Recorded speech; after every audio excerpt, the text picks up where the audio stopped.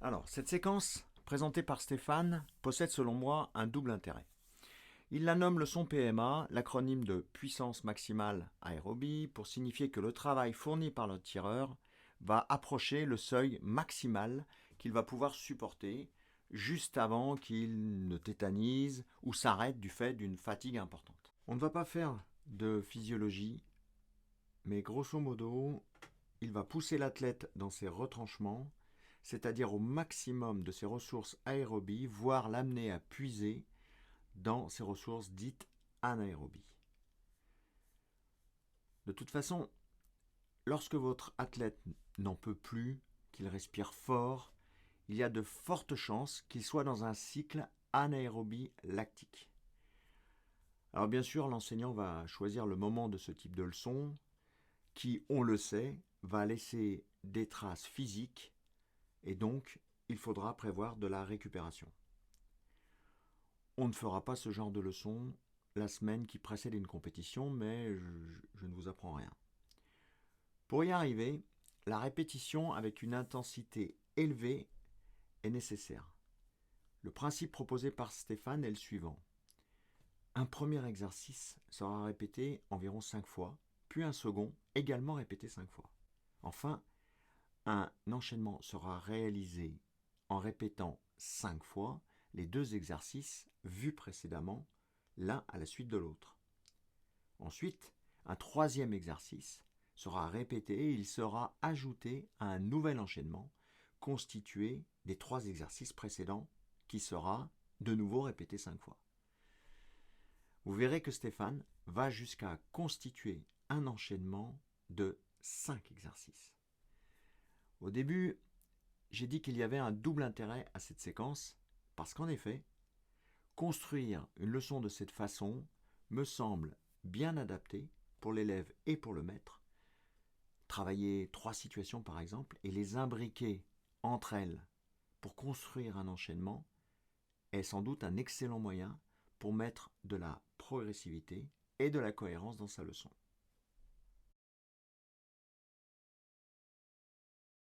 Ça c'est le fait, on est parti. Je suis chaud. Intérêt. Ce premier exercice est composé de 2 situations. Feinte main-cuisse si le maître reste de pied ferme sur la feinte, ou feinte main puis dessous-dessus en marché-fente si le maître recule sur la feinte.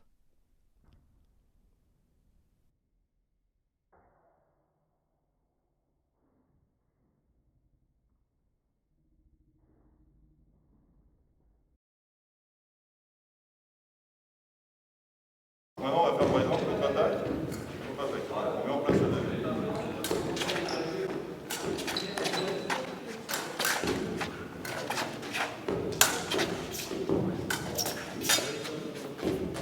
Ça c'est la récup active. Alors, ce second exercice consiste à faire une contre-attaque dessous et une contre-attaque dessus avec une retraite entre chaque action.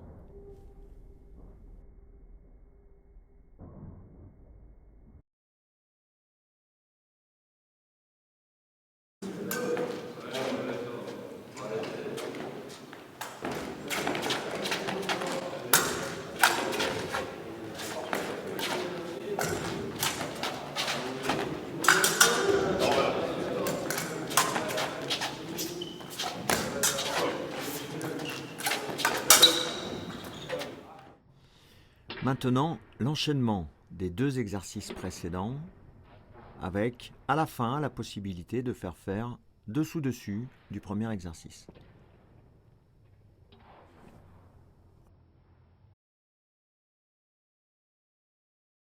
Quand on met en place le troisième élément.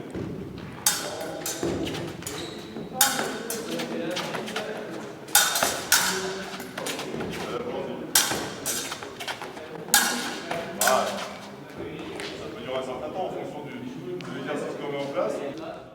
Ce troisième exercice est un bâté second dégagé dessus sur une fente.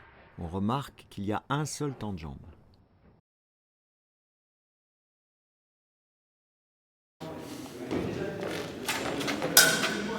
0. Une, voilà. Deux. Je la compte. 3. 4, dernière. Ici, l'enchaînement des 3 exercices précédents.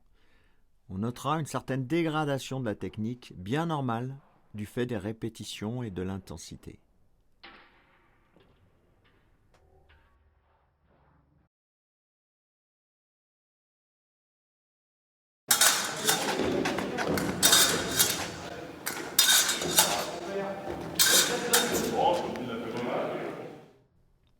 Ici, contre-attaque main dessus, contre de sixte.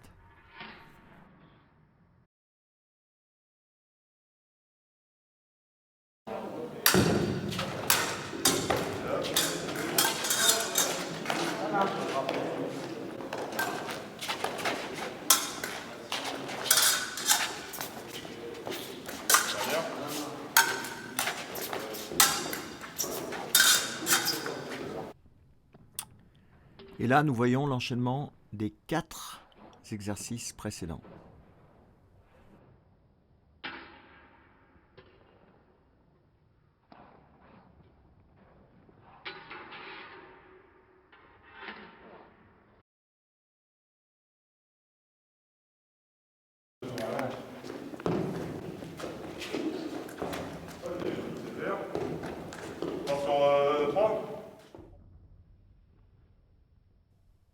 Et là, la double retraite, attaque par dégagement en flèche.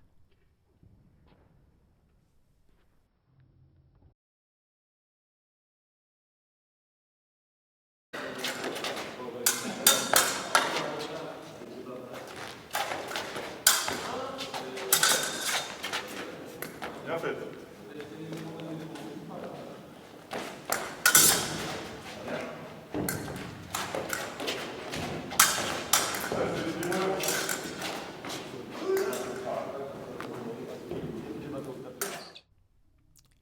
Et enfin, l'enchaînement des 5 actions travaillées au cours de cette séquence, ce qui constitue l'enchaînement terminal.